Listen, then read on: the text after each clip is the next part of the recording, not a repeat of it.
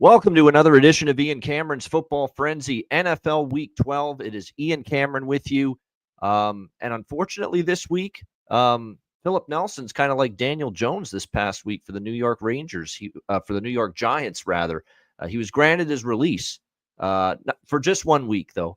No, in all seriousness, Philip Nelson is away on a vacation or a trip, prearranged, pre-scheduled, and he might be away next week as well. He may be back next week. Bottom line is he'll be back for sure in 2 weeks, but maybe next week as well. But he isn't on the show this week, so it is just me this week on Ian Cameron's Football Frenzy, and we will go rapid fire through the NFL Week 12 card. Very, very hectic, crazy week with the college basketball having the afternoon games.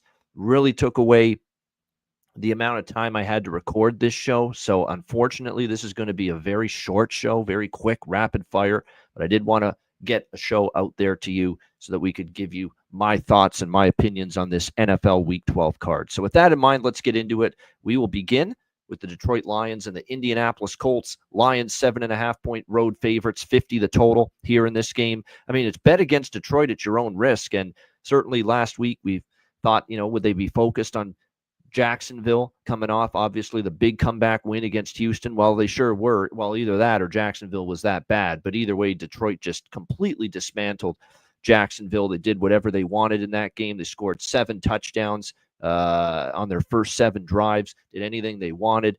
We'll see how they fare here against an Indianapolis team that's certainly better than Jacksonville, and there's a lot more to play for.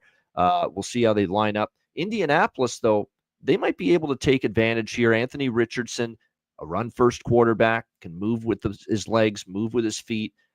And obviously, Jonathan Taylor, they want to incorporate him in the run game. And when you look at the Lions coming into this game, certainly some injuries, especially in the linebacker spot. They're already, of course, without Hutchinson in the pass rush, but Alex Anzalone's injury is certainly significant because he is the guy that in the middle of the field often helps out in run support. So that could open up some opportunities for the Colts here to maybe have some success. It's worth noting, too, Detroit does play Chicago this Thursday, their annual home Thanksgiving game.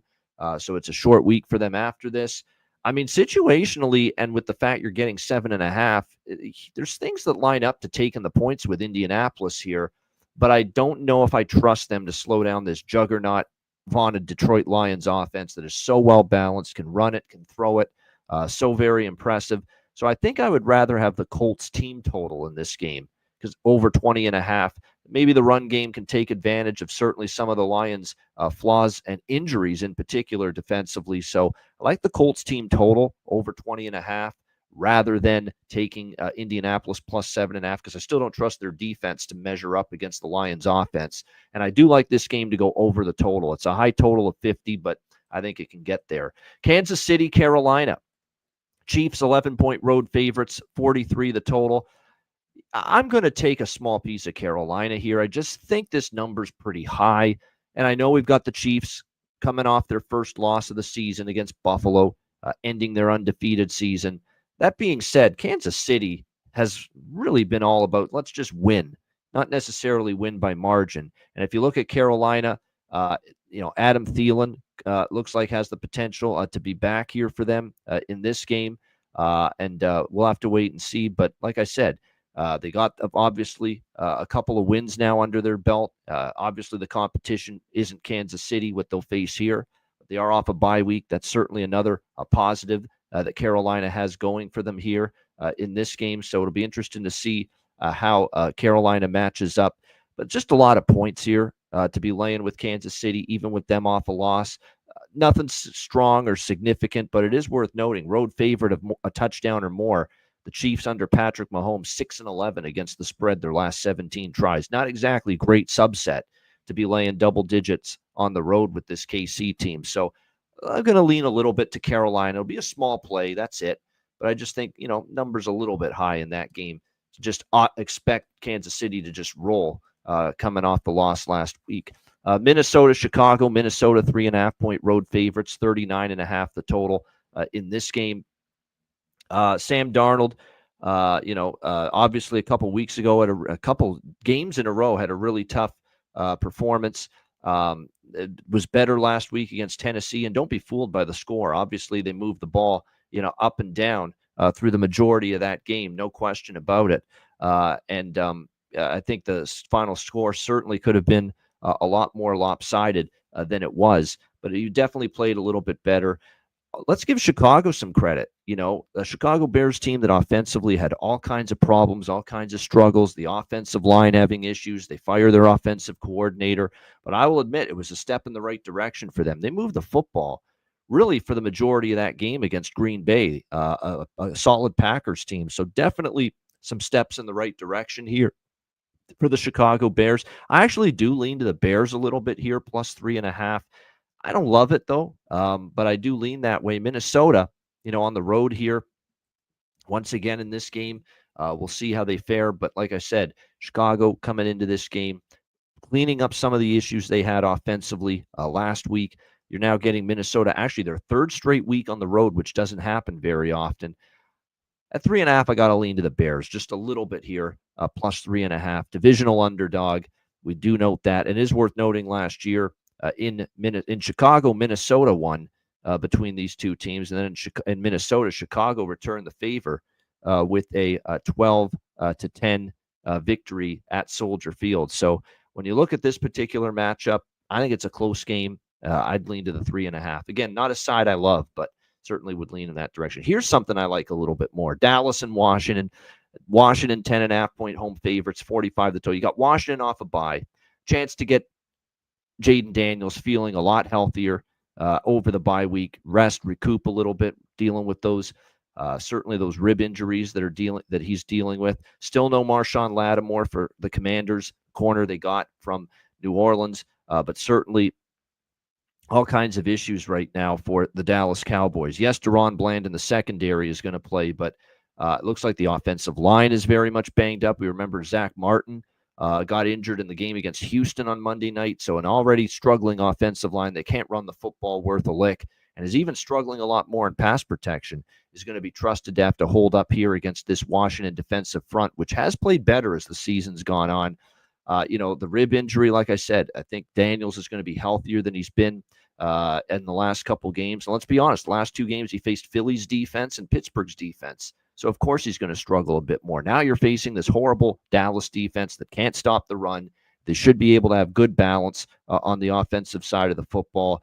Brian Robinson should have a field day running the ball against this Civ Dallas run defense. So I think it's a nice get-well spot.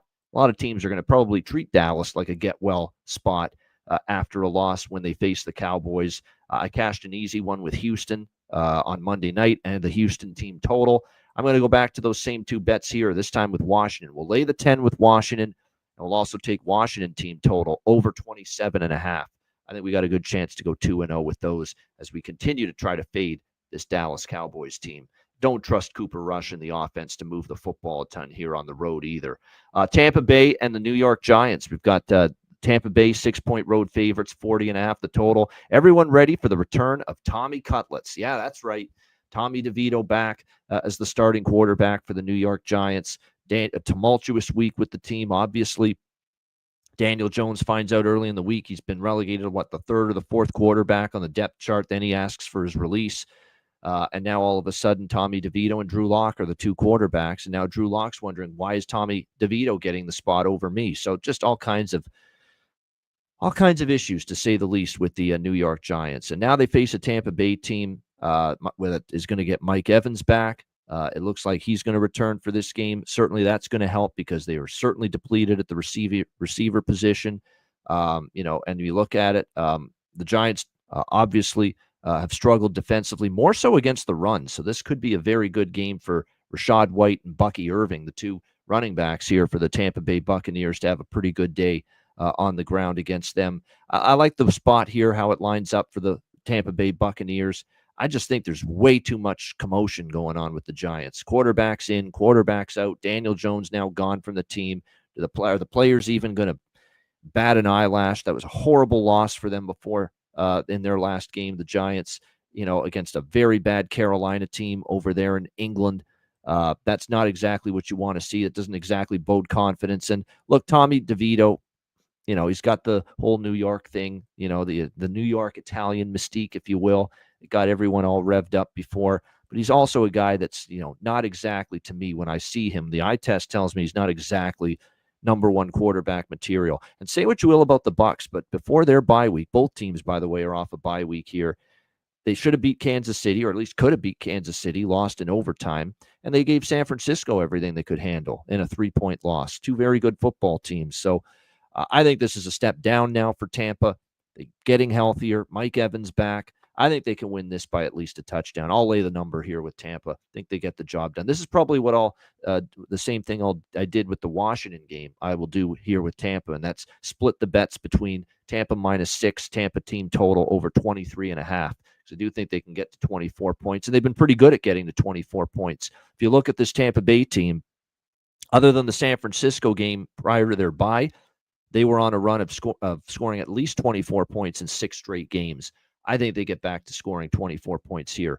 New England, Miami. We've got the Dolphins, 7-point home favorites, 46 the total. Totally agree with the move up in the total.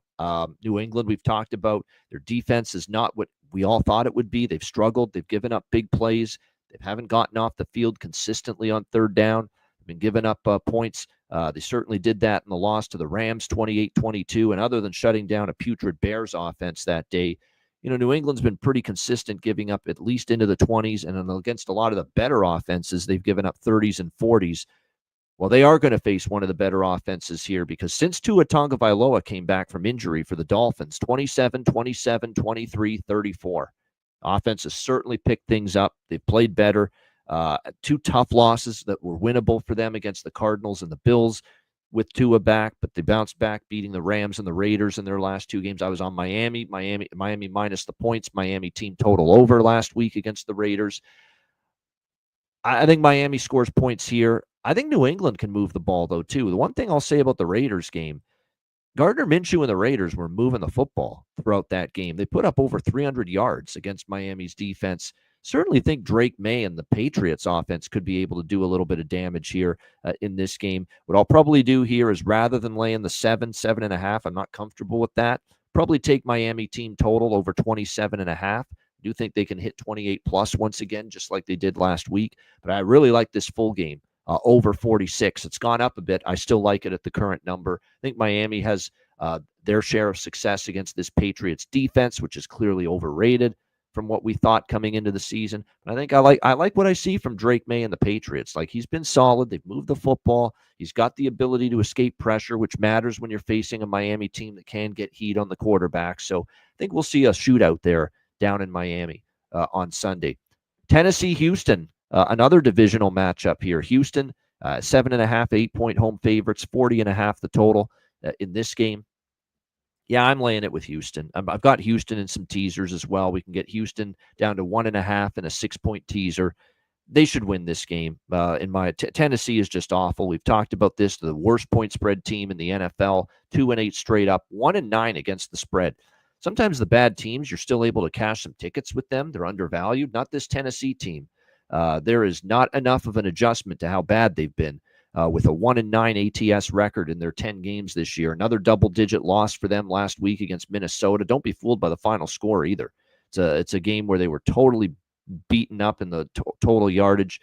Minnesota outgained them 24-11, doubled them up in first downs in favor of the Vikings. Could have been a lot worse than that. Houston, I know, is sometimes a tough team to trust to win by margin, which is something they haven't done a whole lot of this year. But I think in this spot they can. Each of Tennessee's last 4 losses have been by double digits. 24-point loss at Buffalo, 38-point loss at Detroit, 10-point loss at the Chargers, and 10-point loss at home to Minnesota last week. I'll lay it with Houston, and I certainly like them in a teaser piece here. Will Levis ain't it. We're also finding that out. He came back, and there's been no pop whatsoever from him in this Tennessee offense, which continues to struggle, can't finish drives. Turnovers continue to plague him in particular. So we'll lay it with Houston, and Houston in some teasers as well for me, down to -1.5 on some 6-point teaser legs. All right, the rest of the games, or the next set of games, are the late games on Sunday afternoon. Denver and Las Vegas. We've got the Broncos 5.5-point road favorites, 41 being the total in this game. I like Denver. Las Vegas can't protect the quarterback, Gardner Minshew. Denver's defense is starting to get better as far as getting to the opposing quarterback. And then when you look at this Raiders defense and what they're going to have to deal with here, it's funny. They faced Bo Nix already once this year, and it was very early in the season, and it was just Bo Nix's, I think, 5th game with the Broncos, and he still had a very good game. 19 for 27, 3 touchdowns. He played very well the first time he played the Raiders. Now the Raiders are even in worse shape defensively. They are completely decimated at cornerback. They could be out not 1, not 2, possibly 3 cornerbacks, 3 starting cornerbacks in this game. Nate Hobbs has already been ruled out as well, one of their top players in that secondary. So they're really shorthanded in that secondary. And we're starting to see Bo Nix heat up to Cortland Sutton and a lot of his other receivers in the passing game, which could be trouble here. We saw Tua and the Dolphins really light up that struggling injury-riddled Raiders secondary last week. I laid it with Denver. They're the better team right now. They thrashed Atlanta last week. They should have beat Kansas City a couple of weeks ago, if not for that blocked field goal at the end. I think Denver's the right side here. We'll lay the modest price here, -5.5 with the Broncos on the road. And we know Las Vegas, the Raiders don't have much of a home field advantage these days either. So I think the Broncos can win this game by 7 or more. This is another one too, where not just laying the point. I like to do this usually with the favorites, especially the favorites that are in the closer to a touchdown or more range as a favorite, where I like to split it between taking the spread minus the points and also taking the team total. Team total for Denver, 22.5, 23.5. I could see them getting to the 24 plus. So definitely would endorse Broncos team total over and Denver -5.5 here in this game. All right, Arizona, Seattle. Nearer to pick 'em, Seattle -1 in that range. Maybe slightly home Seahawks, slight home favorites in some spots. 47.5 the total. Now they are calling for a chance of rain here in Seattle, but no wind because I was interested in the over. I still do lean to the over here in this game because I think both offenses can have some success. The Arizona defense has certainly played a little bit better than I expected, but I think definitely when you look at it, there's still some question marks that I have when it comes to Arizona's defense. And look, I thought Geno Smith and the offense, they hung in there. They didn't play their best last week against San Francisco, but at the end of the day, they found a way to win, and that's the main thing at the end of the day. It looks like as far as Arizona on offense, Kyler Murray in this offense continues to really impress.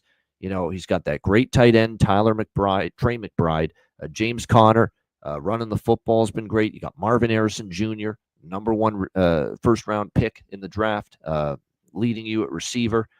They have a lot of options, and the offensive line has been playing better. And, we've seen Seattle at times against the good offenses they've played, not always have their best in those games. So the over, as long as it's not like a downpour or a driving rain, and I don't think it's going to be, and there's certainly not much wind going on, I would certainly lean to this game over the total. I think it's tricky from a side perspective because there might be some legit positive momentum for Seattle coming into this game after what I consider to be kind of a season-saving and win against San Francisco last week, where they win that game and it gives them at least a chance now in the division at 5-5, and of course trying to catch this Arizona team now at 6-4. So this is actually a huge game. Seattle has actually won 5 straight against Arizona, so they definitely had the better of it in the head-to-head series. It is, though, Arizona off a bye week, which is an advantage for Arizona.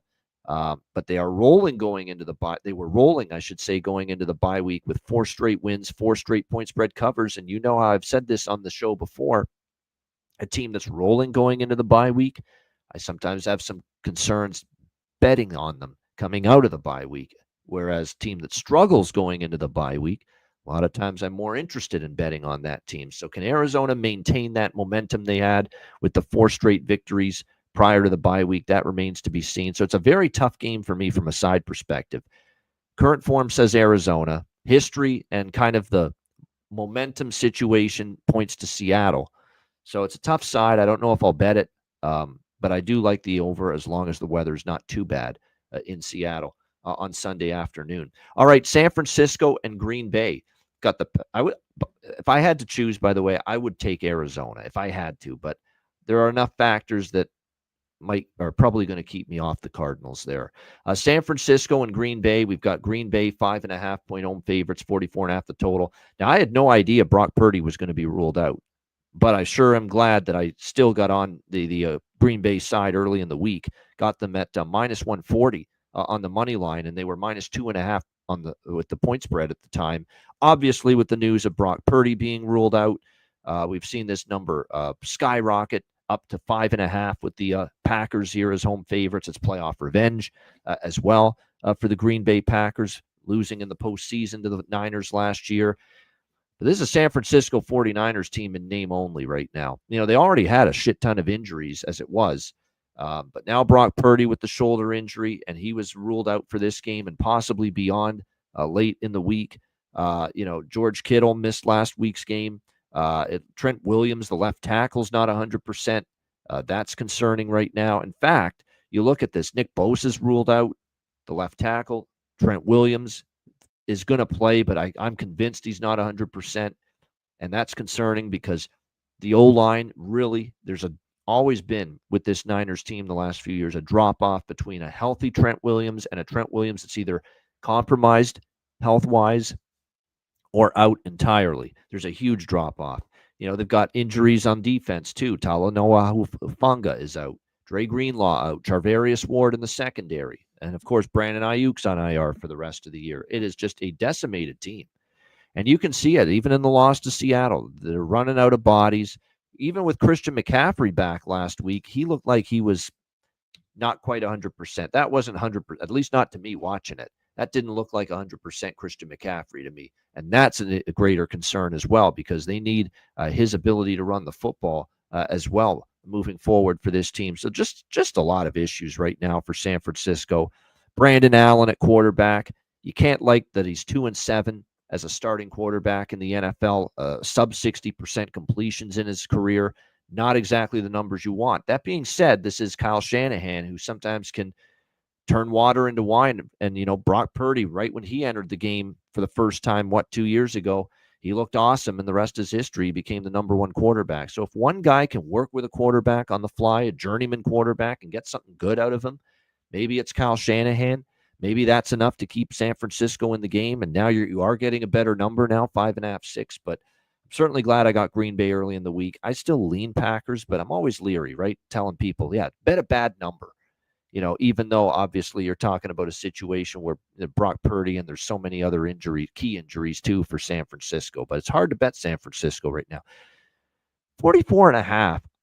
Green Bay let Chicago go up and down the field yesterday or last week. And that was a Chicago offense that was really, really scuffling before last week. So that's concerning. If the Shanahan can somehow pull something out of Brandon Allen here in this start, I think Green Bay will move the ball against San Francisco. No Nick Bosa, so the pass rush won't be as big on Jordan Love. The secondary's not been good and now has some injuries. So Jaden Reed and Watson and all these receivers for Green Bay should be able to make some things happen. So maybe a proactive approach here with this total now from 48 down to 44 in some spots. I think there's value showing to me on over at 44 in this game. I think there is a little bit of that. So I might take a small over bet now at 44. I've already got a good number with the Packers. I'm just going to keep it. I do think they win this game. I think they probably have a good chance to cover as well, but certainly feel good about them winning this game. And, of course, got in on them before the line moved, before Brock Purdy was ruled out, along with those other injuries, I might add, for the 49ers. All right, Sunday Night Football, Philadelphia Eagles, Los Angeles Rams. Philadelphia 3-point road favorites, 49 the total. I actually like the Rams a little bit here. I know we're stepping in front of a Philly team that is on quite the roll all of a sudden. It's pretty surprising to see just the turnaround. They looked vulnerable for a while, and now all of a sudden here are the Eagles playing some really good football and taking care of business, and they beat Washington on Thursday night last week, 26-18. Good win. But before that, Dallas, Jacksonville, Cincinnati's been struggling, the Giants, the Browns. There's still a lot of weak teams they've played in this win streak, and now you got to go on the road, play this Rams team that's trying to keep their playoff hopes alive, 5-5 in a wide-open NFC West. I think it's a little bit of a tricky spot here for the Eagles, and keep in mind they have a huge showdown with Lamar Jackson and the Baltimore Ravens coming up next weekend after this game. Rams +3. Yeah, I'm interested. I like it just a little bit here in this one. And I know the defense has really, really improved. And I worry like crazy about this pass rush of the Eagles, which has been very strong lately. And there was that game that I can't get out of my mind where the Rams against the Dolphins at home struggled to block and protect, struggled to block and open up holes for Kyren Williams, struggled to protect Matthew Stafford against Miami. I worry that could happen here against the Eagles. And by the way, this secondary, I ripped on it early in the year for the Eagles. I thought this was the one weakness. But my God, Cooper DeJean, this Quinyon Mitchell, if you look at this rookie corner, Quinyon Mitchell for the Eagles, go and look at all these numbers in terms of how much completion rate he's given up to quarterbacks throwing in his direction. He's been remarkable. He's been phenomenal. He's having the kind of rookie season at cornerback that Sauce Gardner had for the Jets. Unfortunately, it's been all downhill for Sauce Gardner since then. He stinks now. Hopefully that doesn't happen to Quinyon Mitchell. I'm not trying to put that idea in the heads of Eagles fans. I'm just telling you that, a great rookie season doesn't always mean you're going to be in the Hall of Fame just like that. You got to sustain it and maintain it next year and the following year. But yes, Quinyon Mitchell's the real deal right now with the way he's played in that Eagles secondary, and he's a big part of why this secondary has been a lot better down the stretch. That being said, I'm going to lean a little bit to the LA Rams here in this game. I'm a little bit lukewarm on the total. Rams don't play fast. Eagles don't play fast. Like the Eagles used to speed things up, play with some tempo. They don't do that anymore. And we know the Rams are a balanced offense. They're not in a rush to snap the ball. So pace is going to be pretty slow in this game. You're going to need some offensive efficiency from both sides if this game's going to go over 49. I like the Rams, though, +3 here on Sunday Night Football. Great run for the Eagles. A lot of it, though, against weaker teams until they played Washington last week. And even in that game, Washington's coming off the physical game with Pittsburgh as well. Keep that in mind. And then, of course, they also had the rib injury situation with Jaden Daniels, who I'm convinced wasn't at his best condition to play at his best in that game against the Philadelphia defense. So, like I said, Rams, I'm interested in there, +3 in that one. All right, Monday Night Football. Of course, we're going to hear about it between now and then. I'm sure throughout the pregame show Monday night on ESPN, the Harbaugh Bowl. We'll be sick of hearing that shit, but it is what it is. It's Jim and John Harbaugh meeting up for the first time since Jim returned to the NFL as head coach of the Chargers this year. Ravens 2.5-point road favorites, 51 the total. Should be a great game, though. You've got two teams playing well, two great quarterbacks, Lamar Jackson and Justin Herbert. Should be an absolutely outstanding game. Baltimore coming off the 18-16 loss to Pittsburgh last week. They'll be looking to bounce back from that. Now, Pittsburgh, we saw them coming off that Baltimore game lose to the Cleveland Browns in the Snow Bowl there on Thursday night. Now, Baltimore's off a loss, so they're going to be maybe a little bit more chomping at the bit, but that was a physical game, and it always is when it's Ravens versus Steelers. You get more bumps and bruises. It's maybe a little bit of a tougher recovery when you play a game that physical like the Ravens always do against the Steelers. Now you got to travel all the way to the West Coast. They haven't been great on the road. We talked, the loss to Pittsburgh last week. They lose outright as 7-point favorites against Cleveland when Jameis Winston, had a huge day in his first start this year for the Browns against them. The Tampa win was solid, but they still gave up 31 points on the road in that game. They only won by 3 on the road in overtime against Cincinnati. The point is, they won by 3 on the road at Dallas. The point is, I don't see a lot of evidence where Baltimore's won easily on the road this year. Yeah, they have a 3-3 road record overall, but a lot of their recent road games, they have not been winning easily or at all. They've lost 2 in a row on the road in the division against the Steelers and the Browns. They only beat Cincy by 3. They only beat Dallas by 3.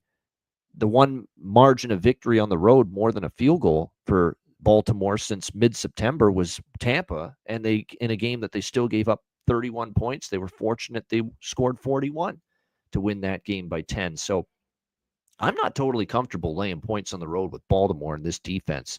Now, I do worry about the Chargers defense because the one concern I had, and I'll take it, we cashed a ticket with the Chargers last week against Cincinnati. They hung on for dear life against the Bengals. But the one concern I had with that game against the Bengals was as great as the Chargers defense has been playing this year, and they're still, to me, a pretty good defense. they did feast on a lot of weaker offenses. Tennessee, Cleveland, New Orleans. There's a lot of weaker offenses in that recent run. They finally faced a pretty good offense overall, and because Cincinnati's got a good offense, it's their defense that's let them down. It's the defense causing them to lose all these games. But Joe Burrow's been good. He certainly had success. Well, had a bad first half, but boy, once he got it going in the second half, it was difficult for the Chargers defensively to stop him. So, there's still going to be that concern about the Chargers in this game. Can they measure up on D against one of the better offenses they faced?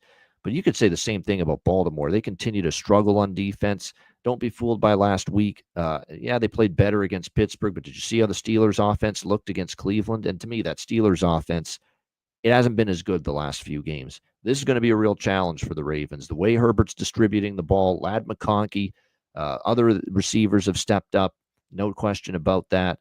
Obviously, they're doing a decent job of running the football as well, the Chargers.